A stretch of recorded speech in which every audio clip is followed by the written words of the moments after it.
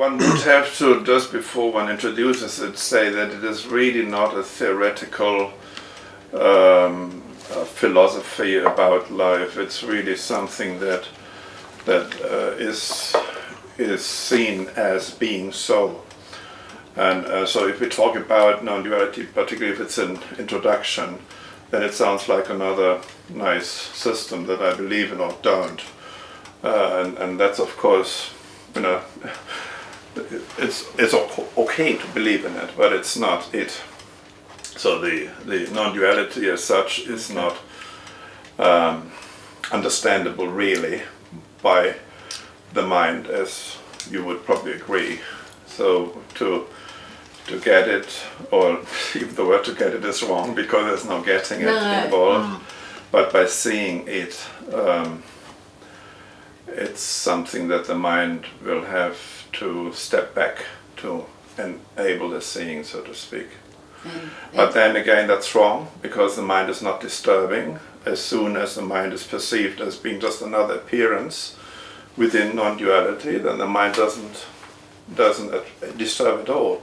But Bob's approach, for example, would be that to see it, to start with, it's okay to have the mind be still for a moment and see what happens.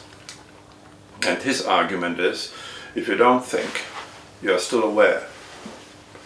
And if you don't think, you still have all the senses intact. It's just the definition of what you see or hear or smell or is not there. So as soon as the definition is not there, the separation stops. The definition is an intellectual overlay over the sense perception, or any other perception. Doesn't need to be the senses, could be the thinking, it could be feeling or something that you perceive, and then you overlay it with a definition which then divides it, and that's all okay, but it's not necessarily indicating that what is overlaid points to the truth of what is really the case, which is everything is the expression of that nothingness, and therefore we talk about nothing today.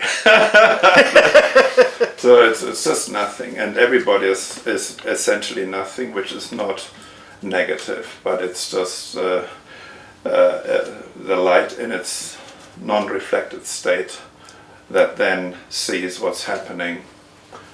And this non-definable light that you are and everybody is not something that can be defined, but it can be sensed as being there, or being all. And that's the interesting thing. You can't define it, therefore you can't know it in a normal sense. The thought can't grasp it as something known, and it can be deluded by labeling it and thinking that it knows, and then it gets interested in what it thinks it knows, and then it loses its own sense of beingness that it is, and gets lost in what it feels it knows. So it tricks itself into believing what it sees as other than itself. That's really weird. What do you think about that? I don't think.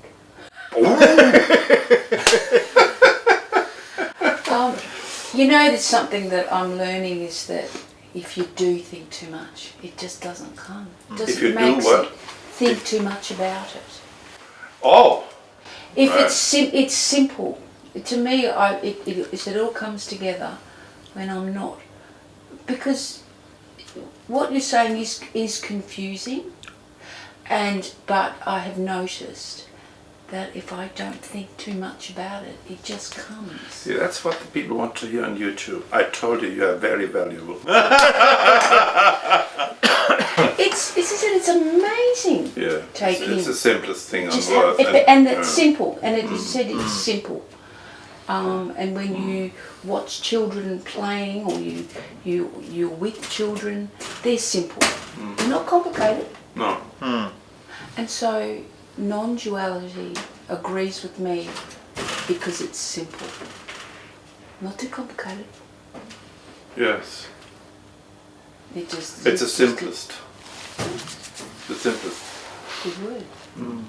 So, I think the way that Bob starts off is good by saying, don't believe anything that anyone says here. I mean, this isn't a faith. This isn't a belief system.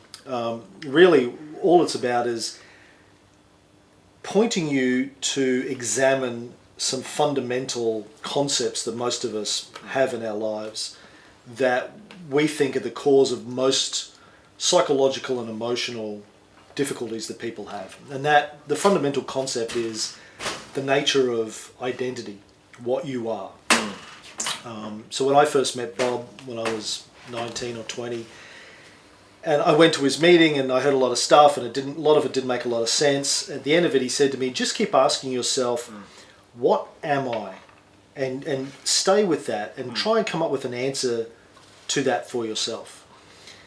And, you know, what we point towards is this idea that we tend to think of ourselves as being an individual entity, mind, body, human, separate from everybody else, separate from the rest of the world and the universe.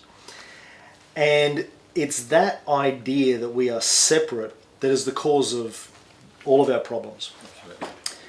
And what we have found is that when you investigate that notion that you are separate from everything else, you find that it doesn't really hold up to investigation or analysis. And really, all there is this oneness. People call it by different names. Some people call it oneness, some people call it consciousness, some people call it awareness. I refer to it as just the universe. There is just this one thing that everything else appears in, and that includes the mind, the thoughts, the idea that I am an individual person is an idea that exists alongside everything else in the oneness. And so, you know, the reason we call it non-duality is basically suggesting there isn't two, me and everything else. And that is the cause. That idea that there is me and there is everything else is the cause of all of our problems. When we realize that that's an illusion and there is only the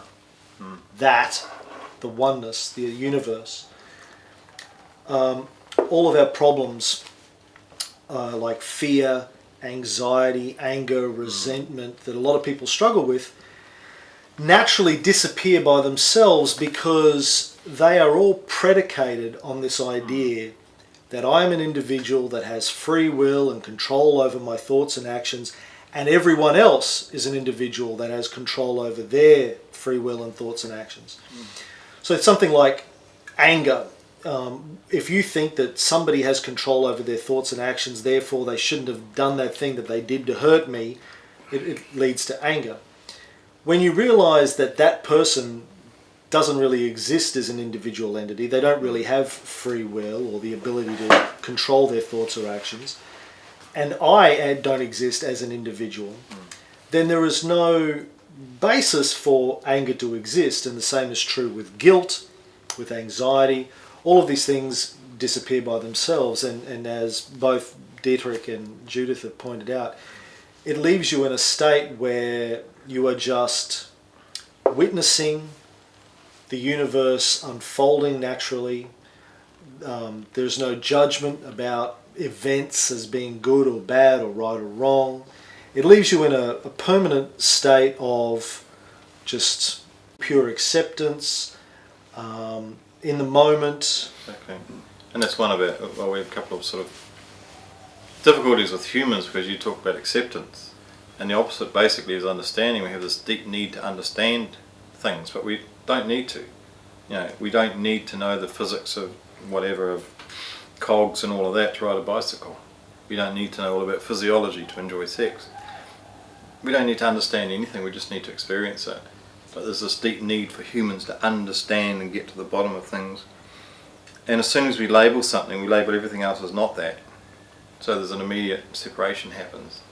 And so it's unlabeling and just accepting, yeah. Yes, including the notion of there's somebody who is unlabeling something. And that's sort of the crucial part. I'm very early in learning about these. There's always early. I mean, everybody is always early. Everybody is always early. You can't say, I have found non-duality, I put it in my pocket and now I've got it. It's not the way it works. That's what the me would like to do. It would accumulate the knowledge about non-duality and say, I've got it, I put it in my pocket, no more questions. And what you're saying is actually very beautiful, because you say, along the lines, it's always new. You feel it's always new. Is it right? Mm. So non-duality is not an understanding that you tick off. It's definitely not it. Yeah, it's every single moment is a new experience of what is happening and what is. Drop the image of what you believed you are. So if that image is dropped, what's left? What's left? Nothing that you can define. No, I can't. So that's it. Yeah. So what's left if the story Just the story. is seen as a story? That's it. Just the story. What's left? So what does the story bring you? Knowing it's a story brings peace. Behind that is simply being at peace. You catch on quickly, don't you? What? Had a wee bit of practice. But it's relating to what we're talking about, isn't it? If we observe that, or choose to observe the world as fearful, that is the wave that we will see. If we choose to know the world is safe, I suspect as you're kind of more, the world is safe. Trains don't run you over. Bills do get paid. Children, turn up when you need them for, visitors. And so, if we choose to know the world is a certain way, then that's the appearance that will come. Yes, and then of course the question is what makes us choose what we choose. And then we see that the choice is happening, even if it feels like a choosing, but who has organized the choosing? And then you'll say it comes out of nothing. And maybe some people go to non-choosing, just being, which maybe that's where you're at. I don't know. Yeah. Then or do you choose not to choose? Yes, that's right. Well, there is no one to but choose then, or not choose. I mean, the fundamental thing that we're pointing at is that there is no individual identity to choose or not choose, or prefer or not prefer. There is just the universe functioning. But then the apparent choosing still happens. Oh, what choosing still happens? The apparent choosing. So you still say, Oh, okay, I choose juice rather than water. I choose. Can you say choose juice 10 times fast? I want to hear it. Do it to the camera. Yeah. That's got to be YouTube. What's the time, approximately? I don't know. No time. No time. No That time. sounds It's now. very good. You nearly got me then. I nearly That's got a trick. Yeah. You're I quick. had to You're tell very you quick. what to tell. that. I always look at these children and I just look at them. I find them amazing. That word just hit me. That's what they are. Children are pure.